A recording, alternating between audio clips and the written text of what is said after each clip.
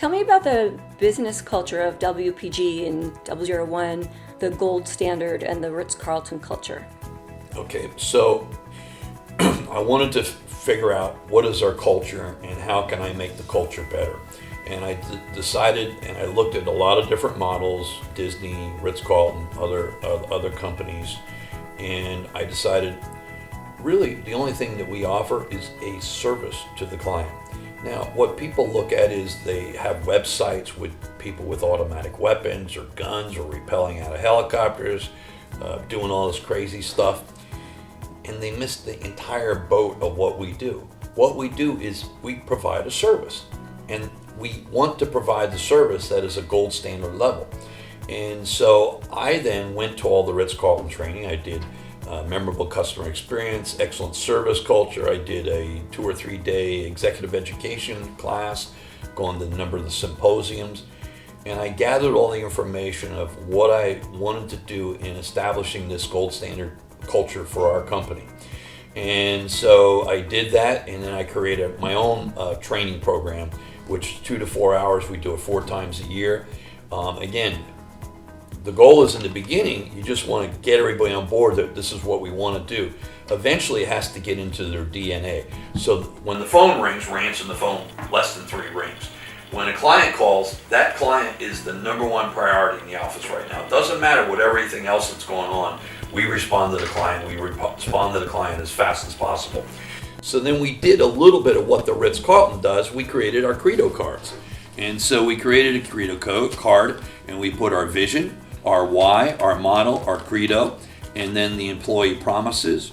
And so everybody carries this with them, including myself. And this is exactly from the Ritz-Carlton training. So for example, our why is to help everyone so that they are protected from all potential threats and crime. So how did I get to that why? Well, there was a book which was written by Simon Sinek called Start With Why. And that why, which is only a very short sentence, took 8 hours, where I read the book twice, listened to his TED Talks. I went online and I did this with our business development person. It was an 8-hour process to get that. And here's what we believe.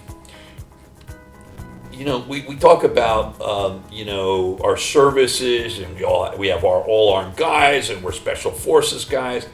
That doesn't really connect emotionally with the client. What we want to do is connect emotionally with the client, that the client utilizes us over and over and over again, because 70% of this industry is a commodity. What it is we get these phone calls every single day. Yeah, we need 2 guys in Mexico. What's your cost? Well, they're looking to call 5 companies, and they'll go with the lowest cost to deliver those services. We want to deal with people that feel an emotional connection with us. And an example of that is Apple computers. Why, when the next iPhone is out, they're going to sell the next iPhone, do people wait outside an Apple store for hours, for a whole night? Because they have an emotional connection to that product or service.